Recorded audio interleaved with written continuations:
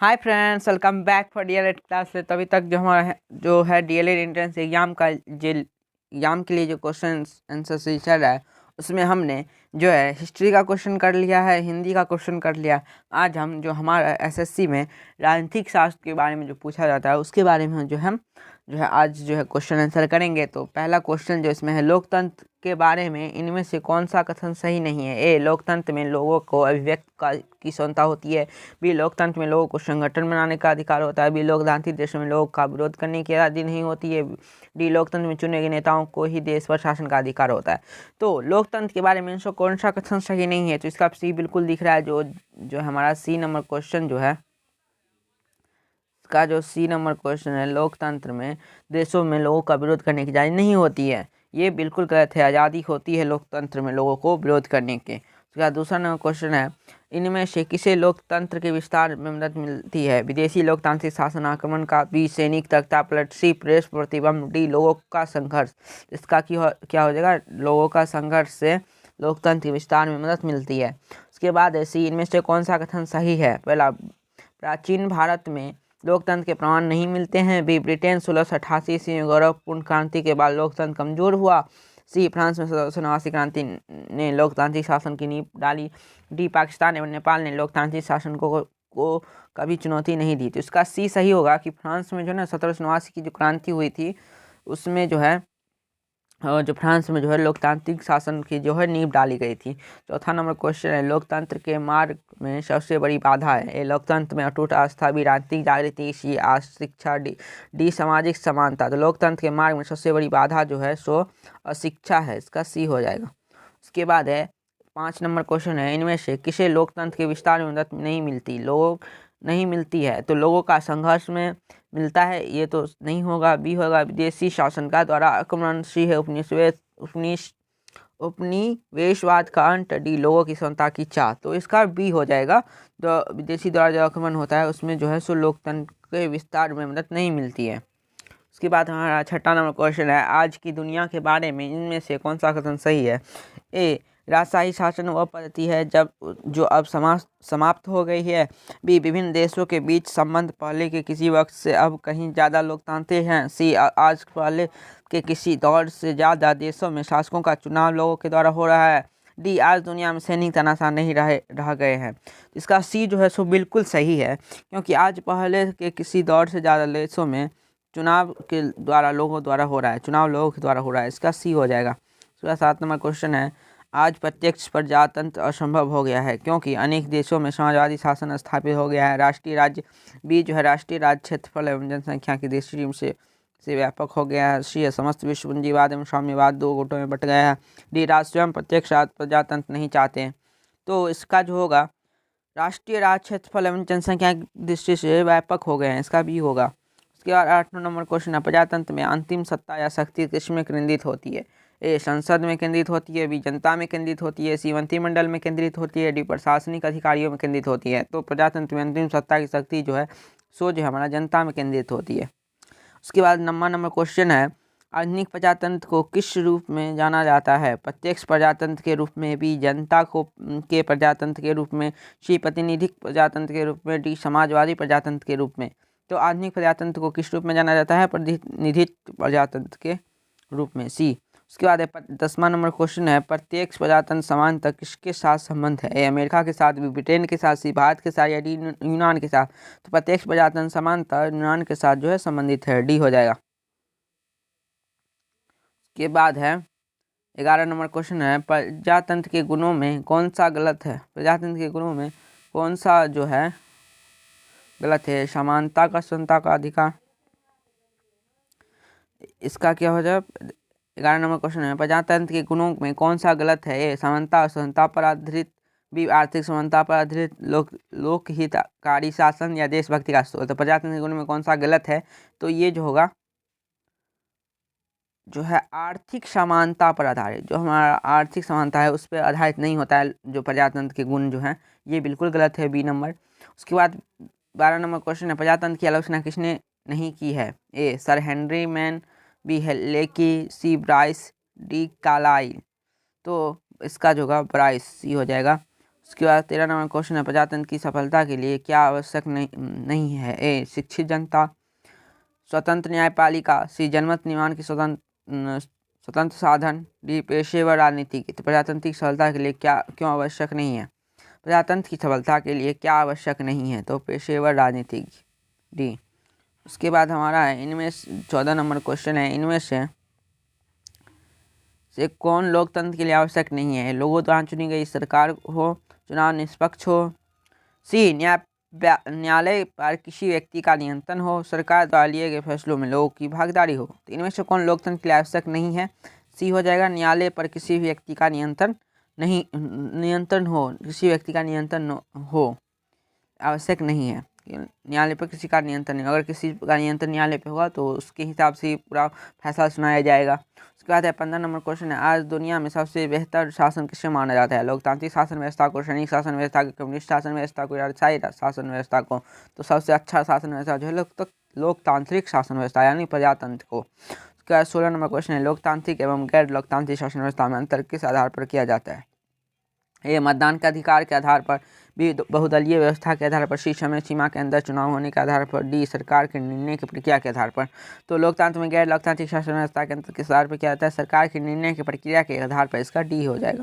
उसके बाद 17 number question है, लोकतंत्र में शासन कौन करते हैं? जनता, सैनिक, न्यायाधीश, चुनाव आयोग? तो जनता करता है लोकतंत्र में शासन, ये। उसके 18 नंबर क्वेश्चन है, सैनिक शासन की जिम्मेदारी किसके हाथ में होती है? सांसद के हाथ में, जनता के हाथ में, सेना या फौज के हाथ में, न्यायाधीशों के हाथ में? देखिए नाम से ये स्पष्ट है, सैनिक शासन, यानी इसमें जो होगा सो सेना या फौज के हाथ में शासन होगा। उसके बाद हमारा जो है 19 नंबर क्वेश्चन है, वर्ष 2005 में 19 नंबर हमारा क्वेश्चन है जो वर्ष 2005 में बिहार विधानसभा के चुनाव जो हुआ था, इसको मैं थोड़ा जूम कर लेता हूँ। हाँ, वर्ष 2005 में जो हमारा बिहार विधानसभा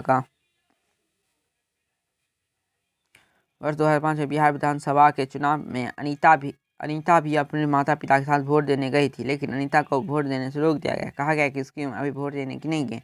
आप बताइए कि भारत में वोट देने की न्यूनतम सीमा क्या है? 20 वर्ष है, या 21 वर्ष है, या 18 वर्ष है, या 16 वर्ष? तो 18 वर्ष है। भारत में वोट देने की न्यूनतम सीमा क्या है? 18 वर्ष। उसके बाद हमारा 20 नंबर क्वेश्चन है, लोकतंत्र में अकाल और भुखमरी की संभावना कम रहती है।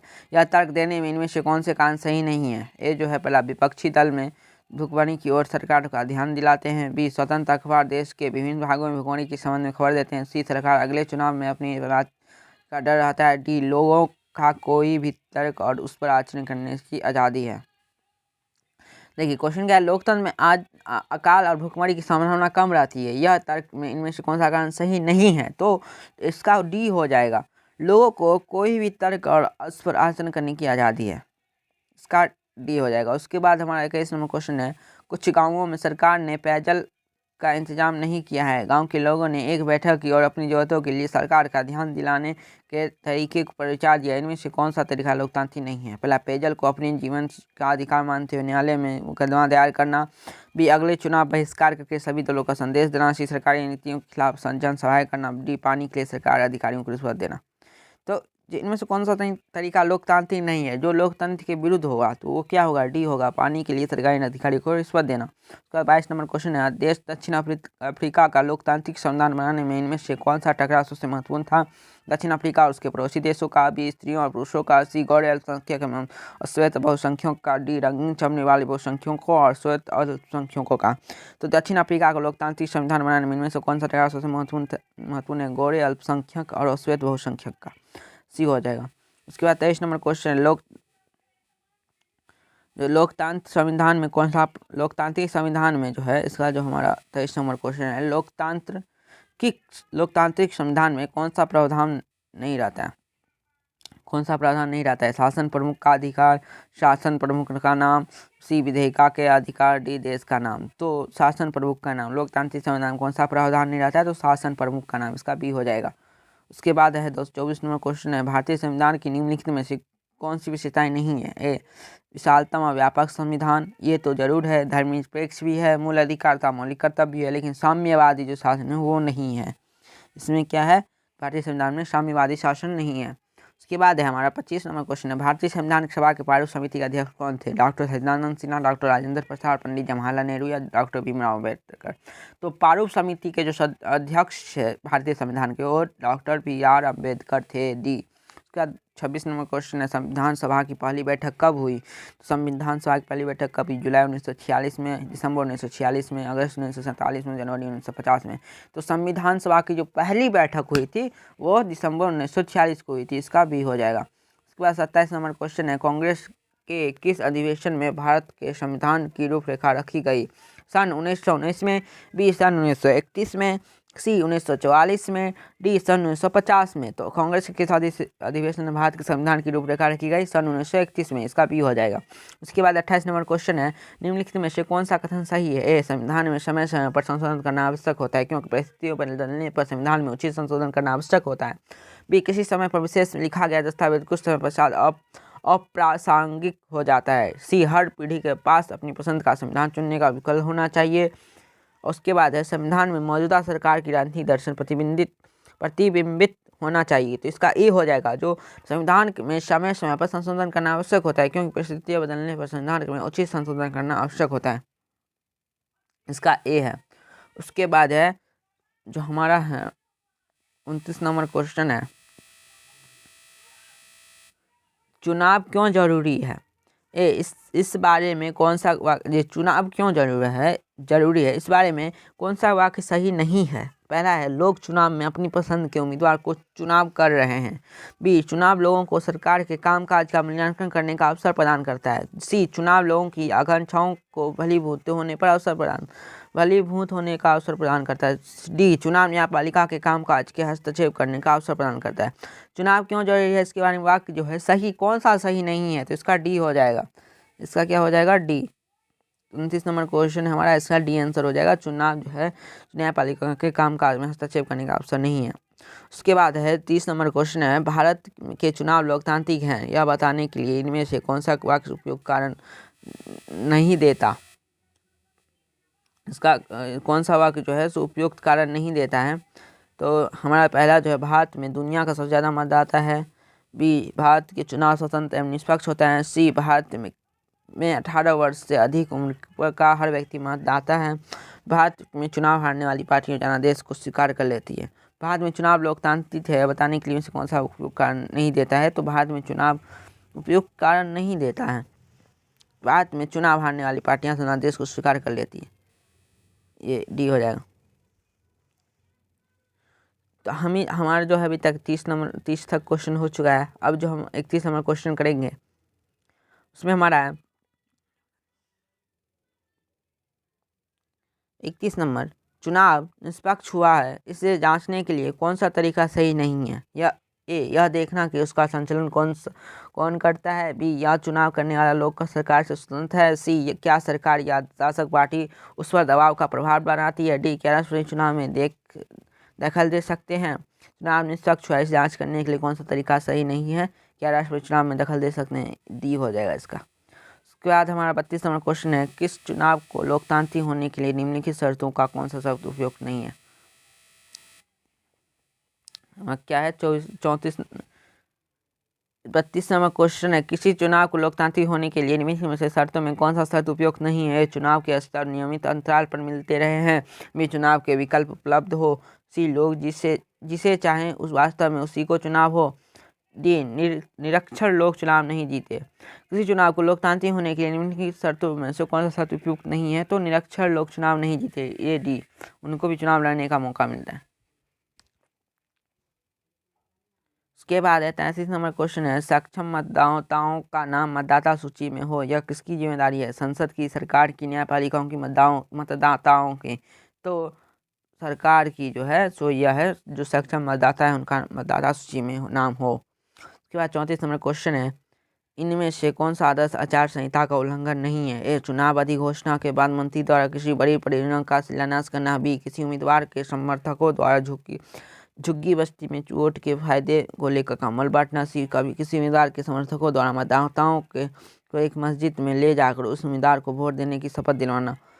उसके बाद डी, किसी उम्मीदवार द्वारा सरकार की नीतियों की आलोचना करना। तो इनमें से कौन सा आदर्श आचार संहिता का उल्लंघन नहीं है? डी जो है जो संहिता का उल्लंघन नहीं हो, किसी उम्मीदवार द्वारा उम्मीदवार जो है ना उसके द्वारा सरकारी नीतियों का आलोचना करना। उसके बाद 35 नंबर क्वेश्चन है, चुनाव के समय चुनाव आयोग की किन भूमिकाओं से असहमत हैं। चुनाव के समय चुनाव आयोग किस भूमिकाओं से असहमत है। फोटो, पहचान पत्र एवं अन्य निर्धारित पहचानों के आधार पर ही मतदान हो। बी, चुनाव में सरकारी तंत्र का दुरुपयोग पर रोक लगाना। सी है, चुनाव आयोग को राजनीतिक दलों के द्वारा उम्मीदवार तय करने में हस्तक्षेप करना चाहिए। चुनाव के समय चुनाव आयोग की किन भूमिकाओं से असहमत हैं, तो सी हो जाएगा इसका, चुनाव आयोग को राजनीतिक दलों के द्वारा उम्मीदवार तय करने में हस्तक्षेप करना चाहिए, इसका सी हो जाएगा।